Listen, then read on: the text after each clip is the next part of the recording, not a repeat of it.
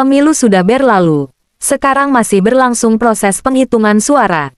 Paslon yang merasa kalah meski belum final sudah menggaungkan kecurangan-kecurangan. Sementara yang menang berusaha meredam dengan berusaha menarik mereka ke dalam koalisi. Hal sama yang selalu terulang dalam setiap kompetisi apapun dimanapun. Pihak yang kalah akan klaim dicurangi oleh sistem, oleh penyelenggara dan sebagainya. Ya emang seperti itu. Normal-normal aja. Karena kekalahan itu memang menyakitkan. Tidak perlu pura-pura bahagia. Lawong kita semua manusia kok. Terlepas dari itu semua, kalau saya mencermati Pilpres kali ini, saya jadi teringat dengan kisah Mahabharata. Sama polanya, pada awalnya, Pandawa dan Kurawa berkampanye ke seluruh dataran India untuk mendapatkan dukungan. Seluruh kekuatan India saat itu terpecah menjadi dua kubu. Separuh berpihak Pandawa, separuhnya lagi ke Kurawa. Bahkan dewa-dewa pun terbagi keberpihakannya. Segala taktik, siasat dan strategi sama-sama dikeluarkan. Tetapi harus disadari oleh kita semua, keberpihakan sangatlah mempengaruhi kita dalam menilai suatu kebenaran. Kita akan menganggap strategi dan siasat Kresna sebagai suatu bentuk kecerdikan, dan kita memuji itu. Di lain sisi, kita akan selalu menganggap akal dan taktik Sengkuni sebagai bentuk kelicikan, dan kita selalu menghujatnya. Padahal dua-duanya sama bentuknya, cuma aktornya yang berbeda. Bagaimana Dewa Indra untuk melindungi Arjuna, rela cawe-cawe untuk menipu Karna, dengan meminta anting dan perisai Karna sebagai bentuk amal, dan ditukar dengan senjata anti gagal, namun sekali pakai. Lalu siasat itu dilanjut oleh Kresna, untuk melindungi Arjuna agar tidak menghadapi senjata Karna tersebut.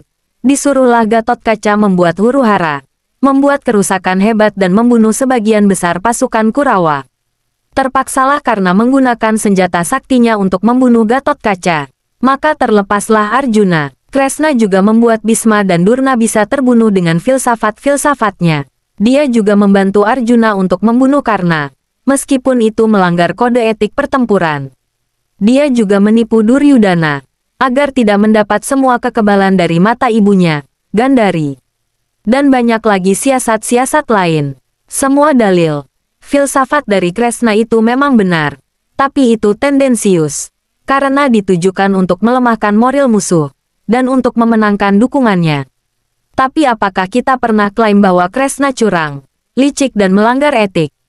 Tidak, karena kita berpihak dengannya. Berbeda dengan Sengkuni. Sengkuni juga bersiasat membunuh Pandawa dalam sebuah rumah. Dia juga menipu Raja Salya agar berpihak di Kurawa. Menipu Arjuna agar keluar dari Kurusetra. Sehingga Abhimanyu bertempur sendirian dan mati dikeroyok para ksatria Kurawa. Dan banyak siasat-siasat lain yang tidak akan diungkap di sini. Dari seluruh siasat Sengkuni, bukankah kita menganggap itu adalah kelicikan dan kecurangan? Padahal, bukankah keduanya sama saja? Kedua belah pihak, sama-sama bersiasat dan berstrategi. Cuma karena hati kita yang berpihak, maka pandangan kita yang nggak fair. Cuma dalam cerita tersebut, saya pribadi mengagumi sosok Sengkuni. Sebagai manusia biasa, namun dengan akal dan kecerdikannya dia mampu mengimbangi keilahian Dewa Kresna yang mempunyai kun fayakun. Menilik kisah Mahabharata tersebut di atas, akan terdapat banyak kemiripan pola dengan drama Pilpres kali ini. Kita cuma menempelkan siapa Sengkuninya, siapa Kresna, siapa Arjuna, siapa Gatotkaca, siapa Bima, Drestarasta, Bhisma, Durna, Duryudana, Dursasana, Gandhari dan lain-lain.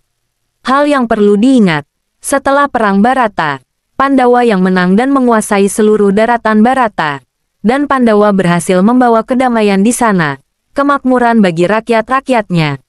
Akankah dari perang Pilpres ini mengantarkan seorang presiden yang akan membawa kedamaian dan kemakmuran bagi seluruh rakyat Indonesia? Malam akan semakin kelam. Akhir dari kekelaman adalah terbit fajar. Pelangi akan hadir selepas hujan badai. Semoga kita aminkan saja.